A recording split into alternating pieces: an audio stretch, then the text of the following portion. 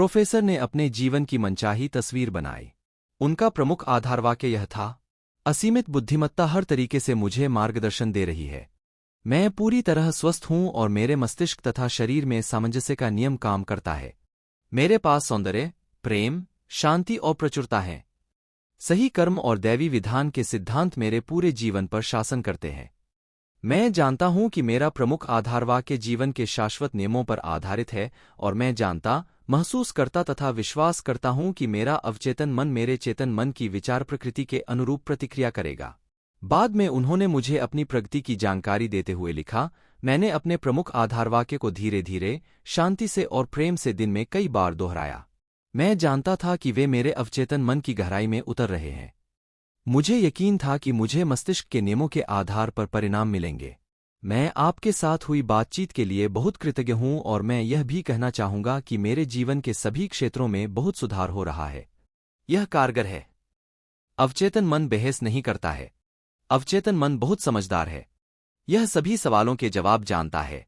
बहरहाल, इसे पता नहीं होता है कि यह जानता है। यह आपके साथ बहस नहीं करता है या पलटकर जवाब नहीं देता है। यह ऐसा नहीं कहता है, आप मुझ पर इस तरह के सुझावों की छाप न छोड़े। जब आप कहते हैं, मैं यह नहीं कर सकता, मेरी उम्र बहुत ज्यादा हो गई है, मैं इस जिम्मेदारी को नहीं निभा सकता, मैं गलत जगह, गलत घर में पैदा हो गया था, मैं सही नेताओं को नहीं जानता हूं, तो आप इन नकारात्मक विचारों को अपने अवचेतन में भर रहे हैं।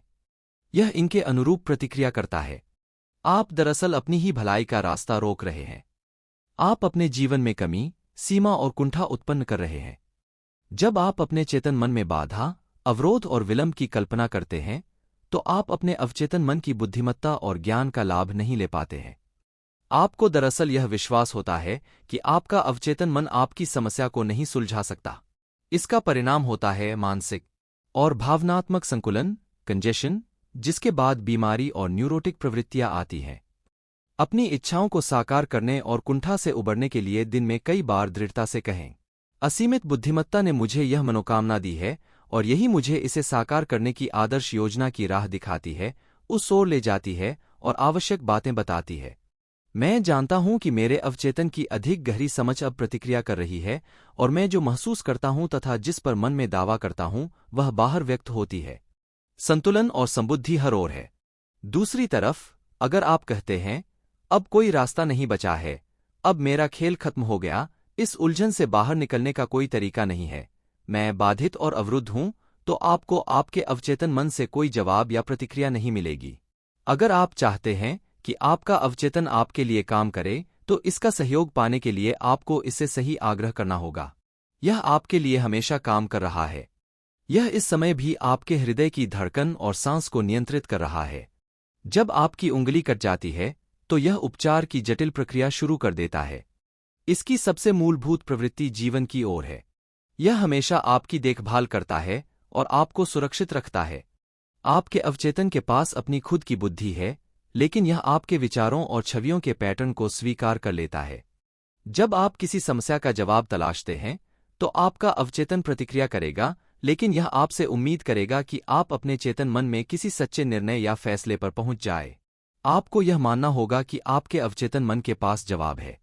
अगर आप कहते हैं, मुझे नहीं मालूम कि कोई रास्ता है भी या नहीं, मैं पूरी तरह दुविधा और उलझन में हूं, मुझे जवाब क्यों नहीं मिलता, तो आप अपनी प्रार्थना को नकार रहे हैं। समय काटते सैनिक की तरह आप ऊर्जा का प्रयोग तो करते हैं, लेकिन आगे नहीं बढ़ते हैं। अपने मस्तिष्क के पहियों को विराम दें। आराम से बैठ जाए, शिथिल हो जाए, शांति से कहें, मेरा अवचेतन मन जवाब जानता है। यह इस समय भी प्रतिक्रिया कर रहा है। मैं धन्यवाद देता हूं, क्योंकि मैं जानता हूं कि मेरे अवचेतन की असीमित बुद्धिमत्ता सारी बातें जानती है और मुझे इस वक्त आदर्श जवाब दे रही है। मेरा सच्चा विश्वास मेरे अवचेतन मन की बुद्धिमत्ता और ज्ञान को मुक्त कर रहा है। मुझे खुशी है कि ऐसा हो रहा है। याद रखने लायक विचार। एक अच्छा सोचेंगे तो अच्छा होगा, बुरा सोचेंगे तो बुरा होगा। आप वही बनेंगे जो आप दिन भर सोचते हैं। 2 आपका अवचेतन मन आपके साथ बहस नहीं करता है। यह आपके चेतन मन के आदेश को चुपचाप मान लेता है। अगर आप कहते हैं, मैं इसका खर्च नहीं उठा सकता, तो आपका अवचेतन इसे सच बनाने के लिए काम करने लगता है। कोई ज्यादा अच्छा विचार चुने इसके बजाय इसे यह आदेश दें, मैं इसे खरीदूंगा। मैं इसे अपने मन में स्वीकार करता हूं। 3 आपके पास चुनने की शक्ति है। स्वास्थ्य और खुशी को चुनें। आप दोस्ताना या गैरदोस्ताना होने का चुनाव कर सकते हैं। सहयोगी, खुश, दोस्ताना, प्रेम करने योग्य बनने का चुनाव करेंगे तो सारा संसार प्रतिक्रिया करेगा। अद्भुत व्यक्तित्व विकसित करने का यह सबसे अच्छा तरीका है।